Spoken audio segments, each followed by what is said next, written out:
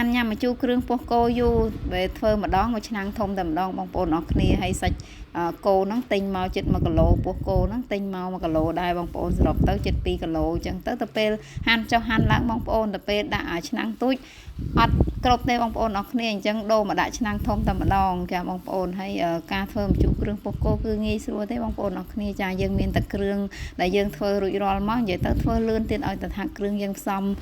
លឿនអញ្ចឹងណាបងប្អូនចានេះយើងបុកជាមួយនឹងគល់លក្រៃម្ដេចលក្រូចហើយខ្ញុំមានដាក់ម្ទេសហើយនឹងខ្ទឹមផងដែរបងប្អូនចាហើយម្ទេសក៏យើងដាក់ច្រើនដែរព្រោះអីម្ជូរគ្រឿងអត់ត្រូវការហឹរពេកអញ្ចឹងណាបងប្អូនអរគ្នាយើងដាក់មួយគ្រាប់ពីរគ្រាប់ឲ្យវារៀងហឹរតិចតិចអញ្ចឹងទៅហើយចំពោះប៊ីចេងស្ករហើយនឹង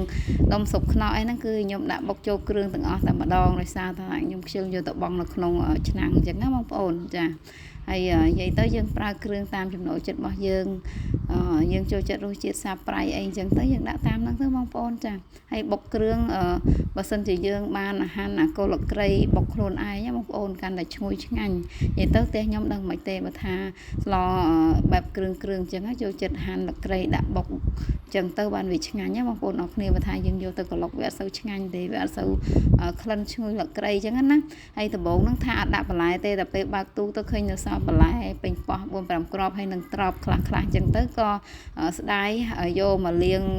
ដាក់ស្លតែម្ដងទៅបងប្អូននេះគ្រឿងផ្សំរបស់យើងហើយចំពោះសាច់គោអីហ្នឹងគឺខ្ញុំស្រោះវាម្ដងអញ្ចឹងលាងទឹកឲ្យស្អាតឲ្យវាបាត់ក្លិនណាបងប្អូនអរគ្នាព្រោះអីពោះគោវាក្លិនរៀងស្អុយតែអញ្ចឹងណាបងប្អូនតែពេលអញ្ចឹងទៅយើងត្រូវការលាងវាឲ្យជ្រះពី3ទឹកហើយបន្ទាប់មកទៀតយើងចាប់ផ្ដើមដាក់ឆ្នាំងដាក់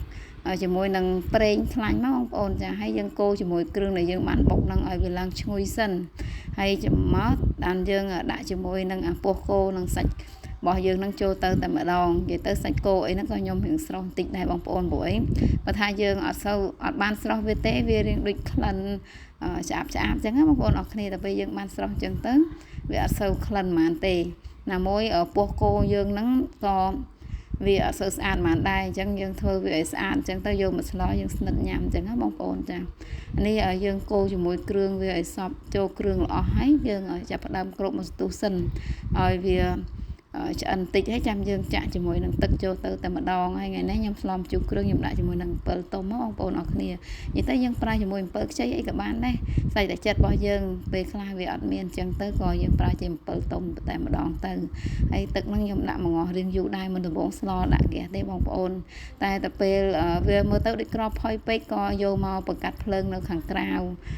បង្កាត់ភ្លើងខ្ជូងបងប្អូនអរគ្នាដោយសារតាដាក់ខ្ជូងអញ្ចឹងទៅវាងុំល្អទៀត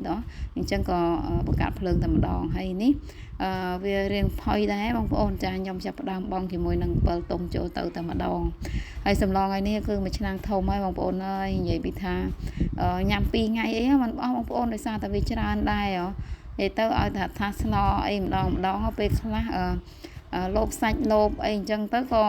វាកើតទៅជាមួយឆ្នាំងធំអញ្ចឹងឯងហើយ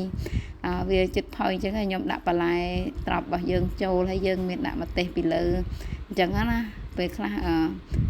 ចូលចិត្តញិចម្ទេសហ៎បងប្អូនអញ្ចឹងក៏ដាក់បន្ថែមអញ្ចឹងទៅហើយឥឡូវឆ្អិនហើយយើងបង់តាមម្រះប្រៅអីអញ្ចឹងទៅបងប្អូនអរគ្នាចាមកពុះប៉ុណ្ណឹងគឺរួចរាល់ពីការស្រេច